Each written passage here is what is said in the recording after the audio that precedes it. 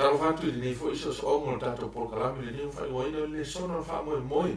Whatalo fatu i soafa manu malo i suke wiso i tato paanga i hae tato a fio o papenao na maua le manoa e mai mo mai ai so se no fona, so se maota, ma so se lao ia olo e mo mai le nei fa sala launga fa filo e atu e te soafa manu malo i suke wiso fa aftai mo le fa avno ino no tewi tato ti fa soa ia fio ngare atua ni e veo se fa manu ianga mo i tato ai se sili o le tato tupu fa le nganga o le neu tato o mai le so ino tato le sona non fa nei ne foi kuata ma u fa ino tato le sona o le kuata le nei o le vai aso le nei o le ta ua mi o tonu ina o whātua tua. O se tasi o ma ta upu onga ma ta ua i le a onga whākeo siano lava ia. I so se kale sia ma so se tari tonunga. O le tasi ne mo ta upu e ta ua i tustu singa a le apostolo Paulo mai o lo ma tua whaapulo mai i le tusi o kala tio lo ta tusi o so ina ne nei kuata. Ai le i tātou sopolo i le so ina na fionga ne tua e ono mea. Ia lo tātou sue whaatasi ma le anganga o le tua, tātou wala au whaapitoa i le mafuta mai o le anganga pa i o le tua, o le au whaira tātou taro, le tua, no mātou ta maa whaaftai le nea manoa o mātou maua, e whaasoa i lo fina ngalo, mātou talo whaapitoa le mafuta mai o le anganga o lau fiu sa wala e whaapitoa, e le ngata le ia i a tau nei o le whaasoa, ai whaapea fo i le mai moanga, o tangata whaamana mole i whaamanuia ia iaileanga le leo lau fio lau whaapaianga i o tangata malanga o maua le havanoa e whaafonga mai mo mai e nei polkalame whaaftai ono Isu. Amen. O le tau hami o tonu ino whaatua tua ia po whaapirta ni ino le justification by faith o le tasi le nei o wahenga te tau ai sos tangata kerosiano ona manino mamala mai awa e tau soo e le apostolo Paulo ia na tustu singa o le nei ua mala mai ia to tele o nisi o le au kerosiano ai to telefo e le i mala i le wingo le me tau o le tau a mi tonuina i le fatu tua o le ala wingo le fau punga tau a mi tonuina i le fatu tua e le lei, o la tatu a mata mai nei mau nei, e a mata ai ona pae i e whaavai. O le mara ma anga i le mata upo le tau a mi tonuina le fatu tua. Na tatu a mata mai le mau au tu, ia po le mau tau roto leo o mai le sona ne whiwa yaso. I le karatia le mata upo mua whai po e dua sifuru. A o leo la whita wina, wha mai le mata upo le whai po e dua sifuru. O whasa tau roina whatasi i ma o ma kiriso. Ai o te le to ola a o ke riso o lo ola i te tonu i a ta o le ola fo i o te ola i nei le tino o te ola i lawa i le whaatua tua i le alo le tua o le na lufa mai i a ta ma fo i lo mai o ia e ia fai mo sui o le whaatalanga le a apostolo Paulo e masani lawa o na ta ua e nisi e la tu la unga ia le whaupunga le po le whaatalanga le a e le to e ola whaavai mai, i le la o onga lea po o le tusi ne Paulo, i le tusi kala tielom ta au po e lua, a alo na whai po e lua se funu. Le ala le winga o le me tau ua le toiola, o le mlona winga ea e ta tau na tātou wati, o na whaato aso i fua lea o kiriso, o le tali ia i oi. O e mena tua teni na wheloa i e Iesu maniko te mo i le yoane lom tau po e tō. Ina ua whapeatu lana siri a Iesu e whape whea ona o sao i le ola e whaama. O whaptalanga le nei Iesu te mna e te poe mau mai. O no nisi nei o vaenga e o ngatasi ma le o nga nei o tawami o tonu ina o whaatua tua. Whai mai le whaptalanga Iesu i a Nikodemo. A le toi whanau oe e le mawhai oe ona. Maua le ola e whaavau.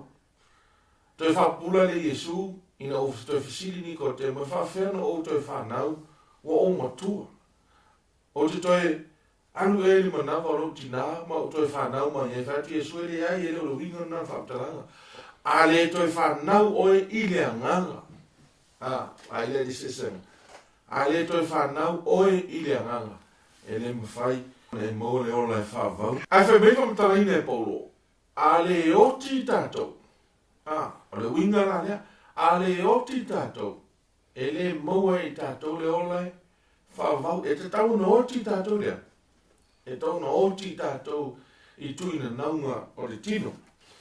O whai upo e lua tuso karatia e whaapula ati le aino. Lea onga nei o le taua me tonuina i whaatua tua. O le whai upo sima lima na sima leono. Lea whai tauina whape nei. O i tātou i uteia moni, ai le ni tangata nga sala mai no ese. O tātou i loa e le taua mi tanuina se tangata i ngā duenga o le tūla fono. A o whātua tua i a Yesu Keriso. O i tātou foi o tātou whātua tua i a Keriso Yesu. Ina i a taua mi tanuina i tātou i le whātua tua i a Keriso. Ai le o ngā duenga o le tūla fono. A wai le taua mi tanuina se tangata e tasi ngā ruenga o le tūla fono. Tō te mai tau mai le au pēle. E leo te mi mua lea, mo tā ua ai, e le apostolo Paulo, ia le tā ua ngā ruenga i le tūlanga o whao le tanga o le tangata. Whai mai whamtaranga Paulo, e le tā ua mi o tonuina i tātou i ngā ruenga o le tūla fono. Pe a whai te mai tau mai, ia le tātou le sona le nei mai lava i lona amatanga. Sa tātou tā ua ai i le mai aso ni si mai atu nei. Le tau mawhai o Paulo e whaapupula le mata upu i le tūlanga o whaola ino o tangata i le lofa tū noa ai le o lea. Ai le o le tūla fono. Aia. Te man tua le mai aso ni si mai atu nei le tātou tā noa ai i le tūlanga na whaatonu ina i e Paulo i a Petero i luma o tangata i Utaia. Olo ta mo fai Paulo, fa pupura mo fa manino le mata upu. Le sa ia fa sao ina ai, fa tonu ina ai, ia pe teori luma o le aupa ia. Ina ia ne ai se tangata i Utaia, e le malama i le mata upu. Mai tau mai mo e, o le ta mo fai ia Paulo e fa malama i tangata mua, tangata i Utaia. A wafu o tangata ia se i o tangata i Utaia. O le ase se o tangata i Utaia. O se tangata i Utaia i lo lātou tai tu rungolo i ai. E ta tau lava, o na whaatino ina e tangata, ia tū maanga wha i Utaia, masau ninga wha i Utaia. Ina ia avei oi ma tangata kerisiano. Le ala sa tātou tā ua i le vaiaso o mawai. Le tū langa i le perito me ina, o na whanga inga le vao le tuoma a pera amo. O a pera amo le ta maa lea o le nuu o Israel. O lea i e manatu o toa tere o Israel. Po tangata i Utaia, e ta tau lava, ona perito me ina. Pe ta ila leo to e whalau tele nei, Paulo le tā ua le mata upu nei. E le ngata, e le whaola ina te ngata i ngā ruenga ia, o le perito me ina po sauringa. Ao le lau whalau tele, Paulo le mata upu, e ao whihai, ma le tūla fono. Po ngā ruenga o le tūla fono. Molo si le fia. O le temi mua lea ua tā ua i le tuspa ia i le whamtalanga le nei o ngā luenga o le tūla fono. E te le maua i le whengainga tuai i nei whamtalanga ta o le ngā luenga o le tūla fono. The works of the law. E te maua i le whengainga tuai ia le whamtalanga e whatatau i le tūla fono. But never once e te maua i le upu o le ngā luenga o tūla fono. O le mea au ni tātou manino i ai. O loo tautala ia Paulo, e le ngate tangata i Utaia, ai whapea fwoi ma tangata o no ese. Whaafonga mai la o tau i le tau mwhai o Paulo e whawhore ma tā upu nei mua lava. O na tautala Paulo a ngā i tangata i Utaia. Whai mai whaptaraina e Paulo e whai upure na tātou whaitau ina, o i tātou o i Utaia moni. Ea. Ai leni tangata nga sala mai no ese. Whaafonga e whaonga ina upu i e rua whai mai. O i tātou tangata i Utaia moni. No inga. We were Jewish by birth. Ai leo ni tangata nga sala. Leo inga le upu leo ni tangata nga sala. Whaafonga le lei le whaatusanga leo whai e Paulo i. Ua e Paulo tangata i Utaia e fōringa mai, wawani mai e Paulo se ata e fōringa mai o tangata i Utaia o tangata amio tonu. A o tangata ngā sala o ila e whaatatau i e whamtalanga po. O tangata o nuu ese. E tau te sila whiau tau, ina ua toi whai mailo Paul whai upo e sifuma leono, whaafonga lao tau. Ua tātou I loa, e le tau amia tonuina se tangata I ngā luenga o le tūla whono. Aia. A o le whaatua tua I a Yesu Keriso, o I tātou foi, ua tātou whaatua tua I a Keriso Yesu, ina ia tau amia tonuina, whao ngālo ma le upo lea le tau amia tonuina. Ina ia tau amia tonuina I tātou I le whaatua tua I a Keriso, a e le o ngā luenga o le tūla whono, awa e le whaafo mai, e le ta ua mi tonuina se tangata e tasi I ngā luenga o le tūla whono. Umana si I runga e polo tangata I utaia, e whaatustusa tangata I utaia, I tangata na sala po tangata no ese. Ai toi whai mailo ma polo I lan saluanga mana whamtaranga muli muli. E le ai maseso I tātou, e ola I ngā luenga o le tūla whono. Pamea polo, e le ola se tasi I ngā luenga tūla whono.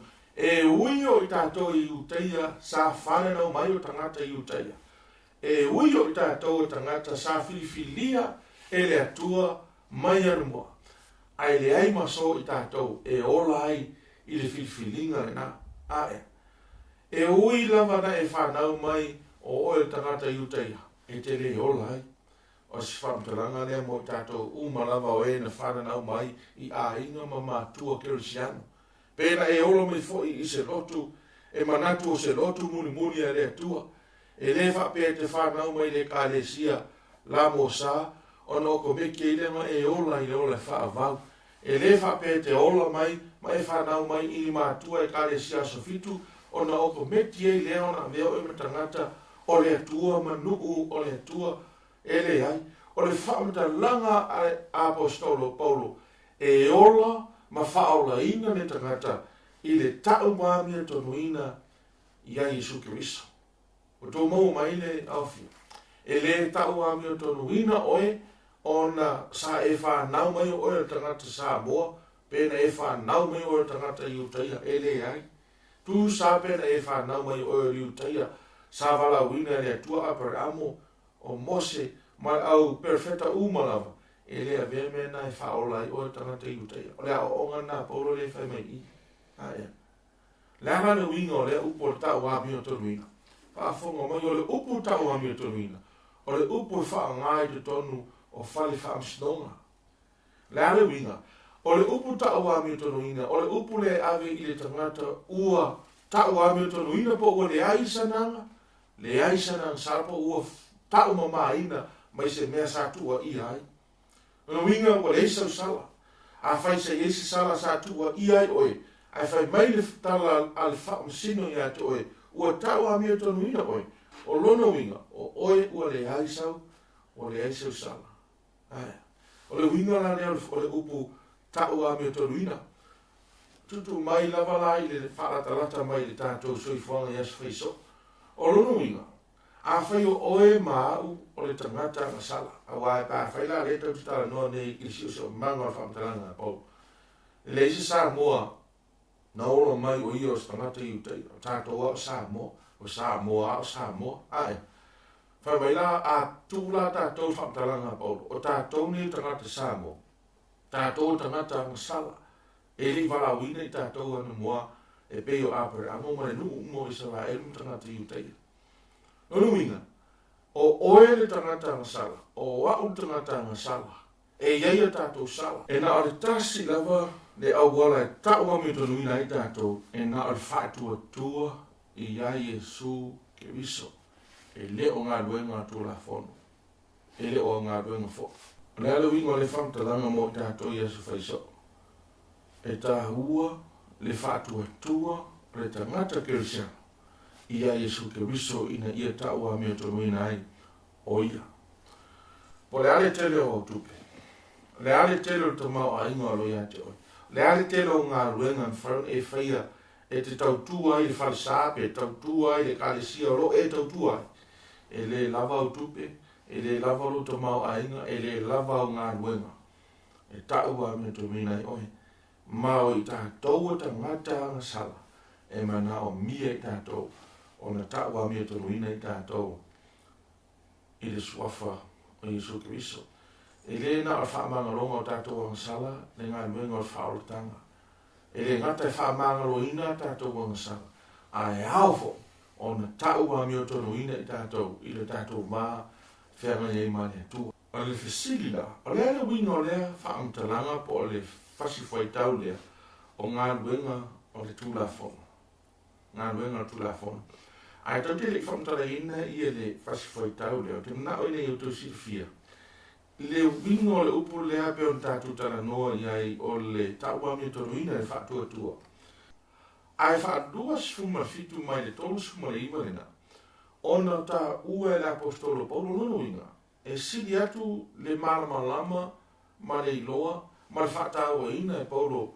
O le nei a o onga o le taua mi tonu ina e whaatua tua. Nei lo sesi lava na tusia tusi o le whenga fau. O te manat lava uia. E se ai ma fwoi na whaatene o ta ua e Paulo. E se fia le tātou tā ua i amtango a tātou whaasoa i le kuata le nei. O Paulo, o i o le whare, o le whare saio.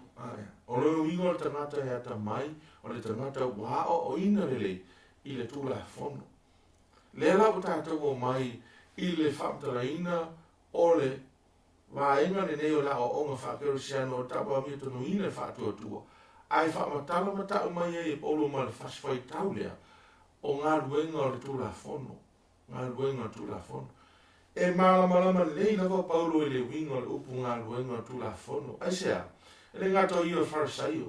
Ai na tausi malava e Paulo ia ngā luenga i o tūla fono. E te maua e Filipi o long tā upo e tolu. Ia le mori maule a Paulo na tusi e fo i le kare sire Filipi. Tausi malava e Paulo ngā luenga o tūla fono. O le fisiri, o ala ia mea tau ngā luenga o tūla fono. Ngā luenga tūla fono. E awhi ai, ia le tau singa tūla fono se furua le tuale sa ave le papa maa ia Mose. Whaatasi ei, ma tūla fono umana ave le tua ia Mose. Ina ia tau sia e le nuku o le tua po Israel. E le leile ma nino le leo le awhi i tūla fono nei. E mana tua fo, e yeile me ta o le tūla fono le a mio, ma le tūla fono o mo sauninga. A ceremonial laws, ma le me ta o le moral law. O le moral law, e a fia i tūla fono tausi ele a mio a tangata, le vau tangata ma le tua. Lea e ele tūla fono e se funu. A o ceremonial laws, o tūla fono ia wha sauninga, na wha tonua i ele tua, ia Mose ina ia tausia e tangata o le tua, moro na tō manuia. Ai whai mai la apostolo Paulo. E le ai lava, ma se ngā luenga sa ia whaia e tausia e tūla whono nei, e whaola i nai o ia. Tātou tue fōi lava leila o onga le nei, e taua mi o tonu ina, le tangata i le whātua tua, i a Iesu Keriso. Le tasi waena tāu o tātou le sona o sili nei. O le ala le whaawai, o le tau mami o tonu ina i tātou i le whātua tua. O whea whaawai mai ai. Te hiwe tau ina i mau lea mai le Filipi un tau pe tolu o non whai pe iwa. Whaapeano whi tau ina. Ia mou fo ia au o ia te ia, e le ia te au sa ua me o tonu mai le tūra whono. Ai pei taina o lea, o loo i le whātua tua i a te iso. O lea me o tonu lea, mai lea tua i le whātua tua. Ina ia o i loa o ia, ma le mana o luna tua tu mai. Ka tisi le fio tau, o le teo tangata manatu whapene, e ese a le whātua tua, ese fo i mga ruenga, e te taun tātu whātino ina. Mai toa tele lava tangata kirisano i ele manatu lea, e te tau ano tātu tau mwhai, i e loa mai ngā ruenga lea, o le whātua tua. O na whaidole tangata lana lava ngā ruenga. O na e fōringa mai, o ana ngā ruenga lai whātino, o fuolo na whātua tua. Mai manatu whainisi, e ese a le whātua tua i a Iesu, e ese ngā ruenga e nati whātino ina, e tali e tua le whātua tua. Le ati fi whapea te tu saimale o ngā Paulo, e se, e leo se whaavai o le ola i le whātua tua, lo tau mo whai e whai lawa o ngā ruenga, mai tau mwhai te whātua tua i le tua te me tasi. mai a fai e tupu. O lono winga, o lae e te iai lava i le mesi sere na whamai Paulo, e te le ola ni au ngā luenga, langa nai ese alu whatuatua, ese au ngā luenga. Whafonga tō whamtalaina o mea nei o whawhai o le whaoleina i le whatuatua, po le atau a mea tonuina whatuatua. O le whawhai o le mea nei, e whawhai lungo i ngā luenga na whaia e Jesu ke riso, mo oe ma ina ia whaoleina i tātou. Le mea nei a tātou manatua. E sāta tau i tātou, o na tātou wola, mausu stai atu, i le tua i teimi umalawa o le tātou soifua ma le tātou wola. O le whina ngalo lawa i o le tua, e te tau na tātou tausiana tu la fono. Ma whaia mea uma na whatonu ina tātou e le tua, e peo na iei le whenga i tua i ina i ola i tātou. Ai o siona pona. E le iso i tātou e iei le atoanga o le whatua tua, e maua e i tātou le o le whau. E na o le tasi lawa tangata na atoa le leilo na whatua tua, o ana ngā luenga uma na whatino, e o lai tātou, ua nao Jesu Keriso. Ina ua whio ma Jesu Keriso. Na atoa le leilawa, ma tausia uma lawa Keriso, le tula fono a le tua i le atoanga e te tawai. O meolo tātou anga salama vai ei, ma tātou to i lalo i aso whaiso. E le iaise mea o nāme e tasi na to i lalo a Jesu Keriso. Ma e le mafu anga lea. E ta taua i lawa i so se tangata kerisiano. A whai e fie maua i ele ola e whauwau. E na o Jesu Keriso, malana a mea tonu, ma mea umana whatino ina e Jesu Keriso. E whauwai a ele taua mea tonu ina oe, ma o le whesigila, e whape e whiala o na taua mea tonu ina i tātou i whatua tua i ala i ngā ruenga Jesu Keriso. E taua mea tonu ina o i whatua tua ia Jesu Keriso maana ngā ruenga. Ina ua e ta lia i lo loto ma lofi na ngalo. Ngā ruenga umana whaia e Jesu Keriso. O ngā ruenga e tau wā mea tonu ina i au ma oi. E te ta lia i lo loto o mea umana whaia Keriso ma lana whaoletanga o lon tau sia o tula whono umala. O tula o ngā ruenga na Jesu Keriso e whaavai i ai lo tai tonunga ua tau wā mea tonu ina oi. A whaile te talia i lo loto ngā luenga uma nā Keriso, malana whaoletanga, o rono inga, ua taua mi tonu ina oe le tangata ngā sala. Ua taua mi tonu ina oe mau le tangata sa tau sala i lumo le tua. Awa le eiso, le eiso, so le lei, whameritu so Isaia, o le nani o tono tangata e peio lea, e peio le io le ma. And there is no way, e sa o eila wa mio, ma sao, lo soifuanga wha kerisiano. Ona e wha pei fole o tau a meo tonu ina o i le atua. E le mawhai se kone tasi. Ona e na o Keriso lapa. Mo ngā ruenga na whai e Jesu Keriso. E tau a meo tonu ina i oe maau le tangata sala. O le tasi o vaenga tā ua o le mta upuna nei tau a meo tonu ina i whātua tua. O le tātou malama lea i le upu whātua tua. Le upu mō tātou tara noa i le upu tau amio tonu ina. O le upu e sau mai le whale whamasino ina ua whape atu, whamasino ua mamā oe, ua tau amio tonu ina oe. Le umalau tātou tara noa tau amio tonu ina i tātou i ngā ruenga whai Jesu Keriso. E ala i le whātua tua. O le ana ubingo le upu o le whātua tua. E iei ia teime ma sanu tātou tara noa ina le upu ne whātua tua. Peo na iei whātua tua i le tā upu e simantas o le tusio e peru peita. O le era tātou tamu whai whamatala le wingo le upu whātua tua i se whamatalanga e lau tele maraloto atu. E tāu e tāu mau e lua nei i le kalatia lum tā upu e lima alonu whai upu e onu.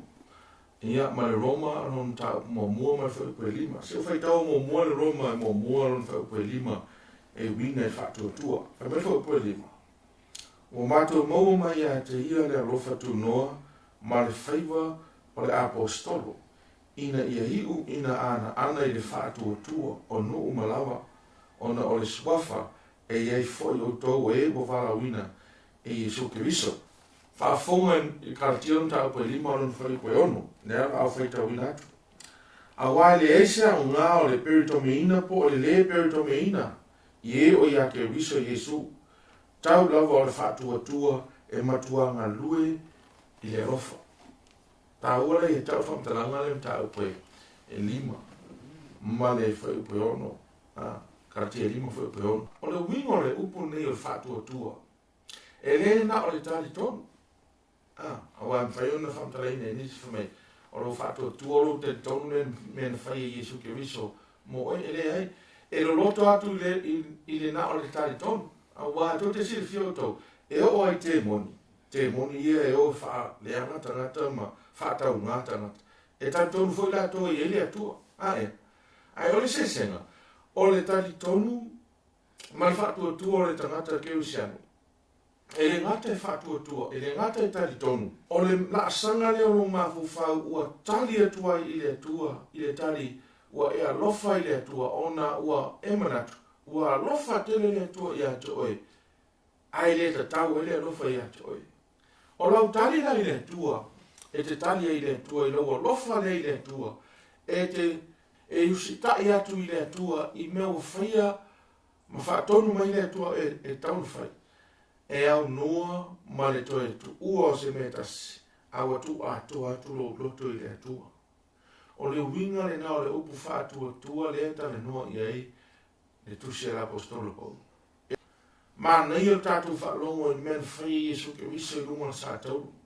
Ma na ia lo tātou whaalongo a o whai a Yesu le ngā ruenga o le whaalotanga, ma le tau a mito luino I tātou, ai le te tau ai I tātou. Ai a whai mai lo Yesu I ate oi le me whai. E ei teimi ma tuafte na I al me whai me Yesu I ate oi whai, ma le mele ma na o I lo loto. Aia. Tau te sila fia, o le wino al whātua, wa e le to e tari tonu ina lava se me tasi e ma na o I lo loto. Awa tu wa toalu tari tonunga e le meu whātonu ai oi lea, e le atua e te tau ne whai. O le mena e tau e whātua. Ai whaavai mai lo tari tonunga, ona o mtua I e tari tonunga I ai, e moni ma whamaoni, me mea sa whai e le atua mo oe, e le ngata I lunga sa tau, a ta wami o toruino oe, I ngā luenga sa whai e Yesu Keriso. Lono winga la, o le mea leo le whātua, e leo se mea te tau au tango I ai, e leo se mea tau mate fo, o se mea alofa e fua mai, ona ua I ai le loloto o le alofa o le atua, I te tonu o lo fina ngalo, ma lo loto I le atua ma lana wala au I ate oi. Ma se taso vaenga ta ua I le, vaenga lava nei o tau ami o tonu I le whātua. O le tau whaile o Paulo e whaamatala ma tau atu I tangata ia sa o lato tua ia rana o onga whauri nei wai pifoninga o mai whauri te o telo tangata. O le tau ami o tonu I le whātua. E ono tai e toi tangata I le angasala, ma tiri o na angasala I tangata. Aia. Whaafonga o tau whaamatala ina e Paulo whaipo suma fitu. Ma le suma le malu I le mtau pulava leo lo tate susu ina I le vaiaso le nei mtau po e lua. Me whaipo suma fitu. Ai a whai o I tātou o maana nao I le fia tau a mea tonu ina I a ke risoi. Ua I loa o tangata angasala I tātou lava. O ua whai ai ea ke riso ma au na ale angasala. Aua nei whapea. Aua pea whai o te toi ati ae I mea na o le petia. O te whaari tino au e au o le sori tula whanua. Reana wingo al whamtalanga nei tau mwhai Paulo e tau o tangata nei. Tā roi ono tua ino e teimi lea sa whese sa ei Paulo ma tangata I uteia ma Peteru I le mta apulawa nei. Whamais tangata e ono whatupula I ele ana sala. Pea whapeo tui ngā o onga lea. Awan I ngane a tau tau boi e tolu la sanga o sui fōwha Christian. O leo lo tātou tala noa I vaenga nei e tau o tau mami o tanu ina I whatua tua. E iei le vaenga muni so mai ai o le sanctification. Po o le ola ma sui fōwha pa iena. Ie ma le vaenga muni o sui fua I le olanga mamaru. I le toi fio me super glorification. A leo tātou tala noa I vaenga nei o le justification by faith. Taru ai ona o lea o manatu tangata ngona o le talia lo o Yesu. Ma mena whaia e Yesu I. Ona manatu e leo istangata. No minga la. E mawhai ala o na whai e istangata, ni mene na ta tonua. Ai toi fo i eno na o langa tuai sa ola ai. Whai mai Paulo, e le hai. E le whapena. E le whapena le winga o le tau ami o tonu ina i le whatua tua. O le tau ami o tonu ina o le tangata i le whatua tua. O lo so i fua lea i so langa. O matua le ngatu e tali tonu matalia i e whaolotanga i suke riso i lo file ngaro. Ai ufa apea ai o na suia ai lo tangata mai tu ai ngā mafutanga mai atua. O le whaavae lea o se mafutanga e o atu lona loloto i se tūlanga e matua ma whana ma pele i a le atua i lo file ngaro.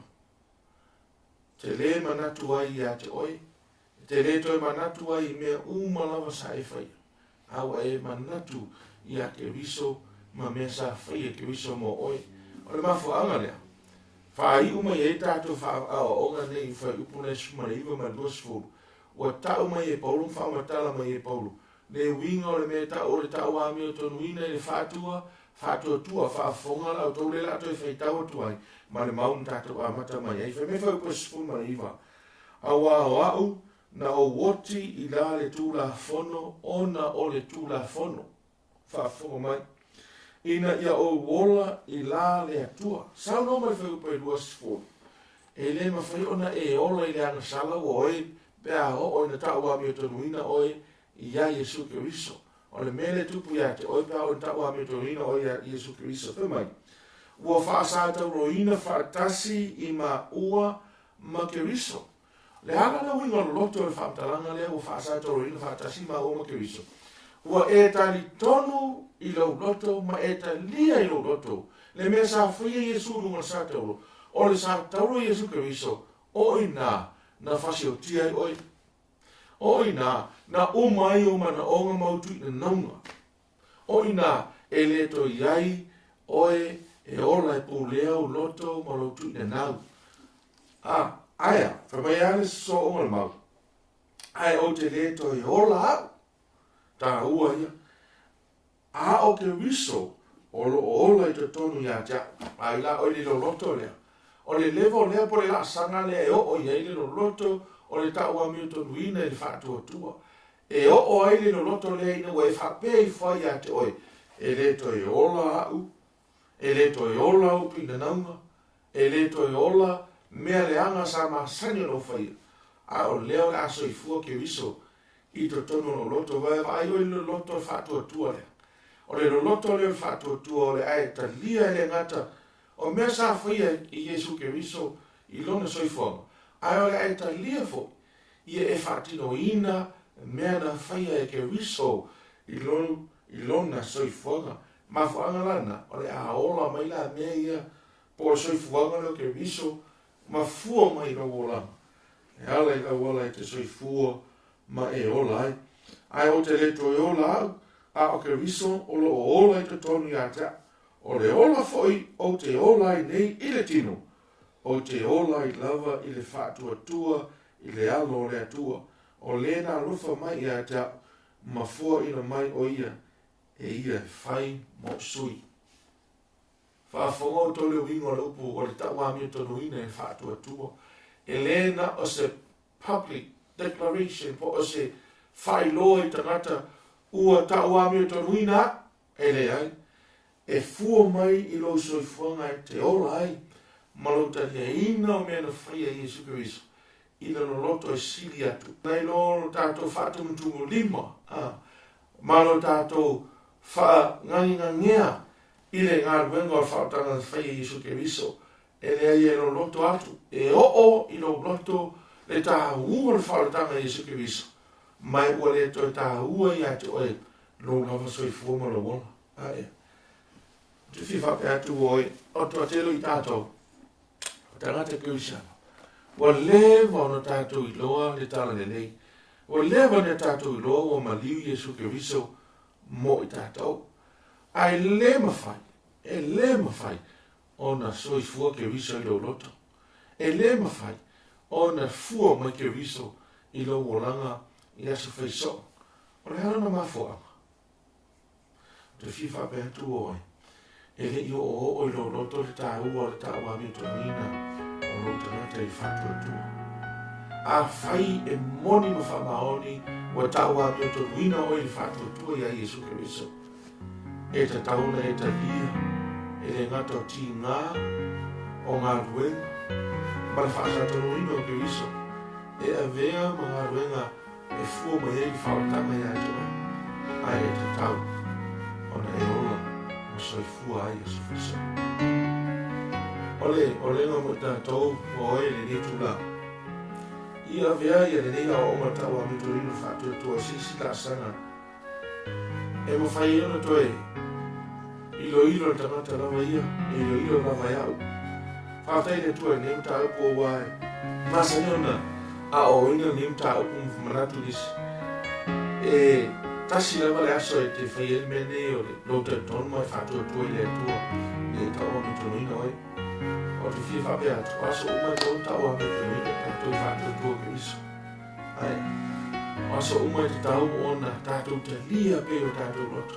Ma mau waa o tātou roto. Le tā ua ngā ruenga whai Iesu Keriso i kuko satou. Mō oi mau, ne i whaorai nai tātou. I whamanuia le tue rau whaafonga i le nei tū la e tātou le sona nei o whaamoi moi. Ma le whaamoi moi ma mauro. Ia e ta lia le ngā ruenga whai Iesu Keriso. Ia whaorai nei whoi oi. E tangata e mana unia whaotanga e Iesu Keriso. Ora au whe tātou tau. After ile tue le nei ama noa o mātou tue. Whasoa i lo whenangana. Ma mātou whaftai sile ia o ngā ruenga. Sa e whai e lumo sa tau. Ma roso i fuanga pa ia na e so i fuai ma e manu ma rou. I whao so songa ma vai inga ma lava o mātou tui. Lalo i pei te o aso. Whaftai o vele ma taula.